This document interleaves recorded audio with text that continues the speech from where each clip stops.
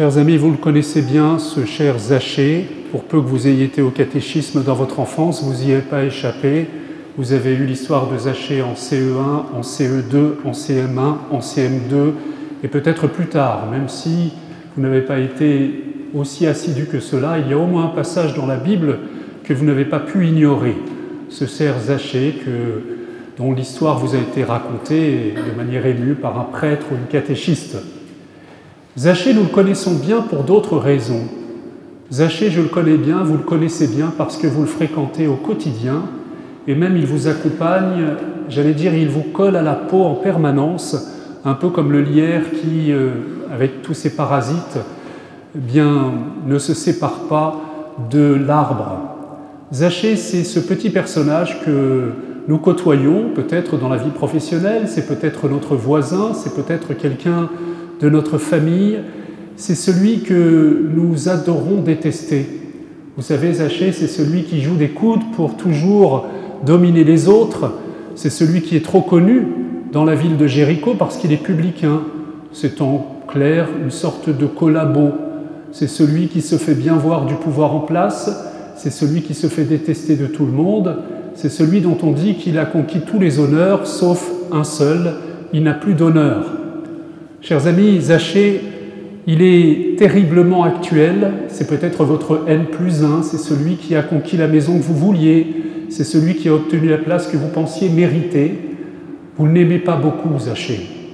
Zachée, je ne l'aime pas beaucoup non plus, dans tous les groupes il existe, quelle que soit la communauté, le groupe professionnel, même dans l'Église il existe Zachée. C'est le carriériste, celui qui se fait bien voir, voilà. Alors Zachée est détesté de toute la ville de Jéricho. Zachée, si nous aimons tant le détester, c'est que, d'une certaine manière, il nous ressemble terriblement. Quelle est la grande blessure de Zachée? Pourquoi Zachée a besoin de monter au-dessus des autres et de se faire une place? Eh bien, c'est peut-être que cette place ne lui a jamais été accordée. Peut-être qu'il a eu cette grande blessure qui nous a tous atteints d'une manière ou d'une autre. Zachée manque de reconnaissance. Il aimerait être reconnu pour quelqu'un. Alors, il est de ceux qui essayent de conquérir cette reconnaissance en perte, évidemment. Zachée est bien connu à Jéricho, et pourtant, il arrive un moment dans la vie où il sait qu'il ne peut pas laisser passer cette occasion. Jésus est en train de passer. Jésus passe et il veut le voir.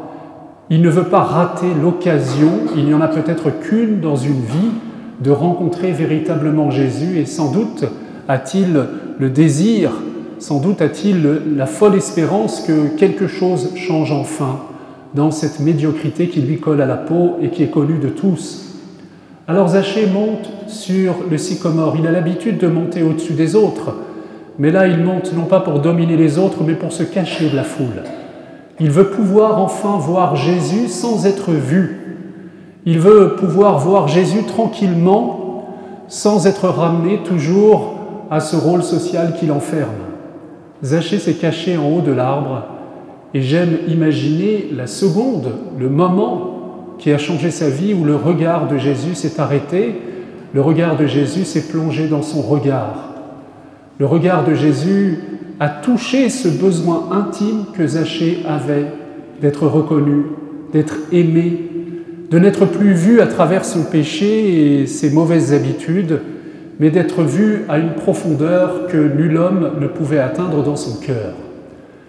Il y a un artiste qui a montré ça de manière magnifique, ceux qui sont allés à Rome et qui ont pu voir les beaux tableaux de Caravage, vous savez, c'est ce clair-obscur qui saisit une millième de seconde, en particulier Matthieu, vous savez, dans la vocation de saint Matthieu, le regard de Matthieu qui est bouleversé parce qu'il est touché par le regard de Jésus et on sent que son cœur est enflammé et que plus rien ne le retiendra désormais. Eh bien, Zachée a rencontré le regard de Jésus. Et qu'a-t-il vu dans le regard de Jésus? Il a vu quelque chose qu'il ne voyait pas dans le regard des autres. Il a vu que Jésus ne voyait pas d'abord son péché. Jésus voyait son cœur, voyait la part intacte de son cœur. Jésus voyait la part innocente qui n'a pas disparu du cœur de quiconque, même des gens même des gens que nous détestons le plus et dont nous pensons qu'ils sont perdus pour toujours.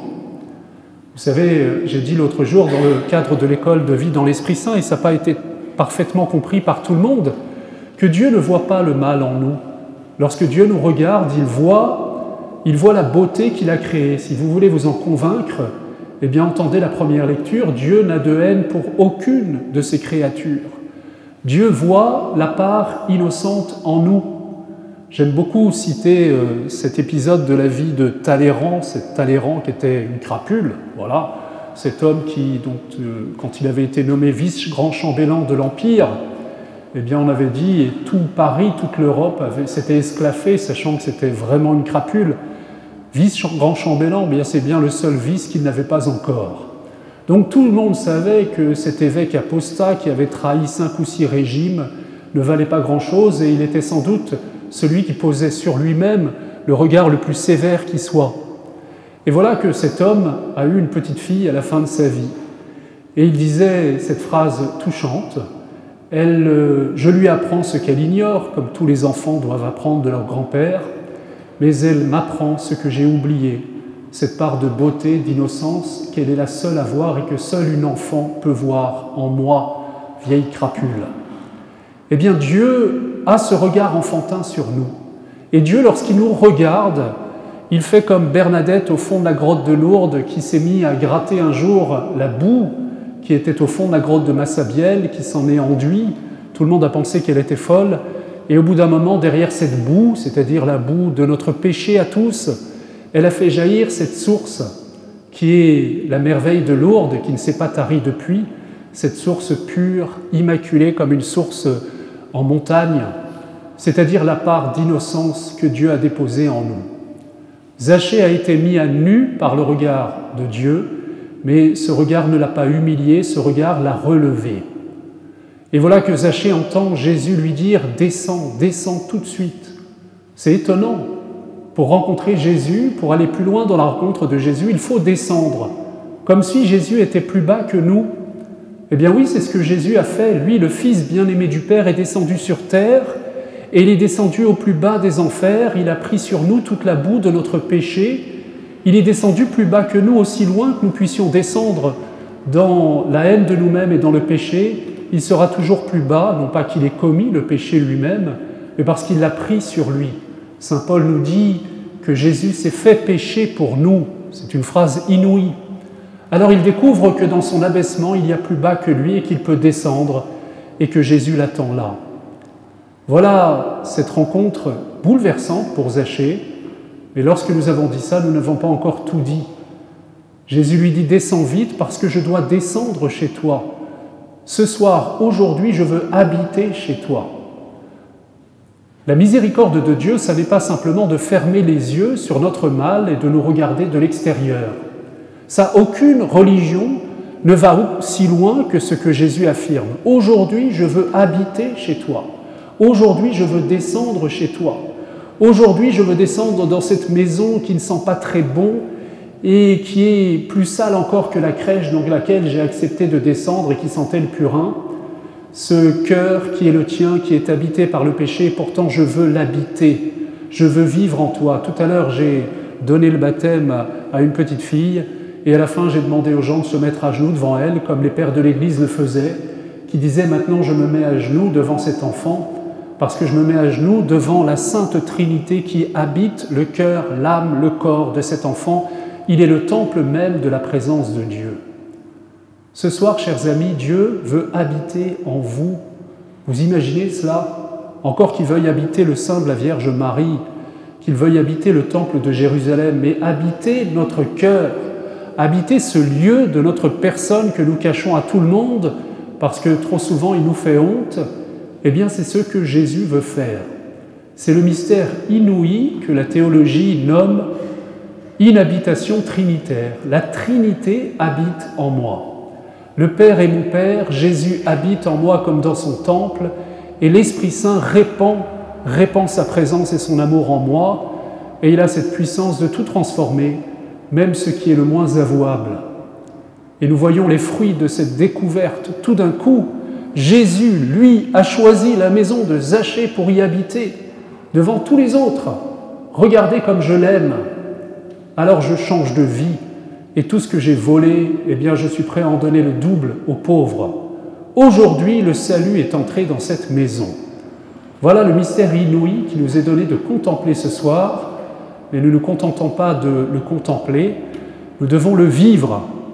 Figurez-vous que dans quelques instants, si vous y êtes prêts, comment pouvons-nous dire que nous y sommes complètement prêts? D'ailleurs, vous direz, Seigneur, je ne suis pas digne de te recevoir, mais dis seulement une parole et je serai guéri. Et la parole que Jésus dira, c'est le corps du Christ. Sois habité de ma présence, de ma vie, de mon corps. Je ferme les yeux sur le mal qui t'habite pour peu que tu le reconnaisses et je veux te remplir de ma présence. Voilà quelle est ta dignité, voilà quelle est ta grâce, voilà quelle est ta gloire incomparable. Alors je terminerai par cette petite anecdote de la vie de Saint Jérôme.